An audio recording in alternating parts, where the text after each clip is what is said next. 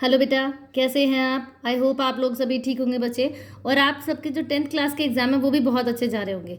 आप जो आज हम बात करने वाले हैं वो हम बात करने वाले हैं बेटा क्लास 10th के, किसकी? क्लास 10th के मैथ्स की बात करने वाले हैं। और जिसमें हम चैप्टर 5 है आपका अर्थमेटिक प्रोग्रेशन, उसकी बात करने वाले। सबसे पहले मैं आपको ये बताना चाहूँगी बेटा कि अर्थमेटिक प्रोग्रेशन में जिन फार्मूला के साथ आपको काम करना है उसमें सबसे इंपॉर्टेंट है एन, जिसको हम कहते हैं ये आखिरी पद होता है। क्या होता है बेटा? ये आखिरी पद होता है जिसे हम लास्ट टर्म कहते हैं कि ये लास्ट टर्म है। ठीक है। और इसको निकालने के लिए हमारे पास फॉर्मूला होता है एन का। आपको ये लिखना आना चाहिए बेटा, ए और उसके पैर में ये एन लिखा हुआ है। ठीक है। तो एन का जो फॉर्मूला होता है वो होता है a plus n minus 1 into d. यहाँ पर एन तो हमने कहा ये क्या है बेटा? ये आखिरी पद है। क्या है? ये आखिरी पद है। और ए यहाँ पर किसी भी सीरीज का ये पहला पद होता है। क्या होता है बेटा? ये पहला पद होता है। ठीक है।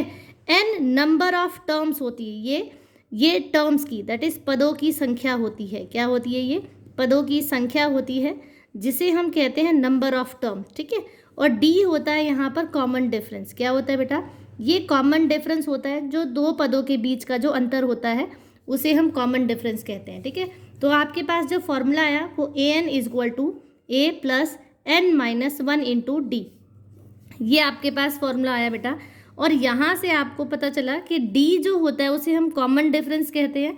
और डी जो होता है बेटा, डी निकालने के लिए क्या होता है, आप सेकेंड टर्म में से पहली टर्म माइनस करो तो आपके पास एक संख्या आएगी, या फिर आप थर्ड में से दूसरी संख्या घटाओ तो भी यहाँ पर क्या निकल जाएगा? डी निकल जाएगा। मतलब ये कहने का है कि हर एक टर्म में जितनी भी आपके पास टर्म्स हैं, अगर आप उसके सक्सीसिव में से प्रोसीडेड निकाल देते हैं तो आपके पास A2 में से A1, A3 में से A2 या A4 में से A3 निकालेंगे तो आपके पास एक कॉमन डिफरेंस आएगा, सभी के बीच में एक अंतर आएगा जिसे हम कहते हैं डी।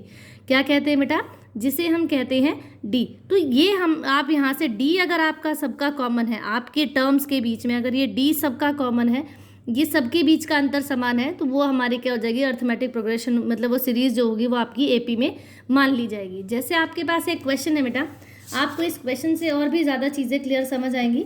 और क्वेश्चन आपके लिए है बच्चे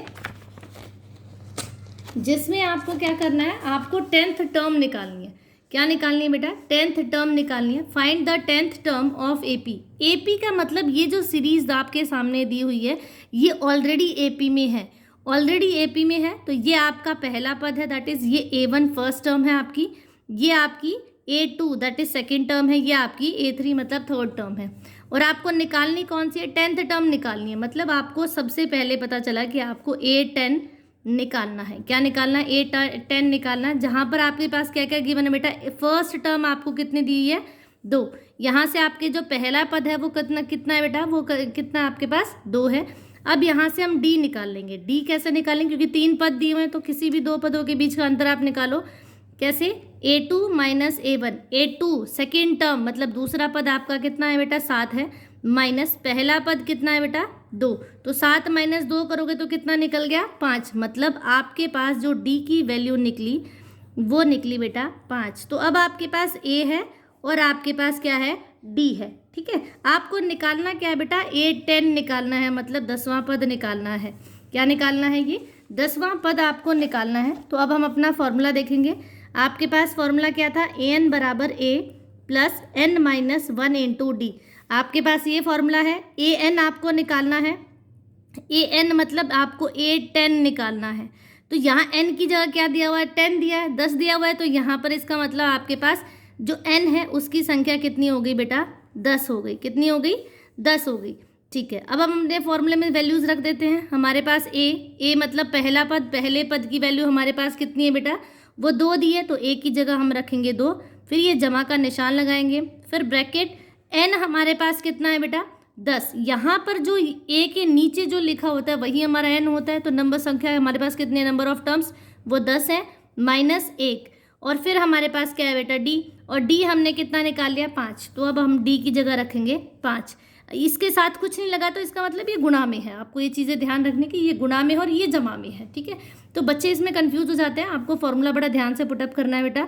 फिर हम इसे कैलकुलेट करेंगे, ये 2 एज इट इज़ जमा। अब पहले बोर्ड मास ये कहता है कि पहले ब्रैकेट सॉल्व करनी है। आपको 5 को 10 से और 5 को 1 से गुणा नहीं करना, पहले आप 10 में से 1 घटाएंगे तो आपके पास 10 में से 1 गया 9 आएगा, फिर ये गुणा का निशान आएगा, फिर इसके साथ क्या है 5, फिर ये 2 एज इट इज जमा 9 पंचे कितना होता है बेटा 45, 45 जमा 2 करेंगे तो आपके पास आया 47। इसका मतलब ये हुआ आपके पास जो 10th टर्म थी वो कितनी निकल गई बेटा, वो निकली आपकी 47। इस प्रकार से आप कोई भी पद किसी भी आप अपनी सीरीज़ का एपी का वो निकाल सकते हैं। आई होप आपको समझ आया होगा बेटा।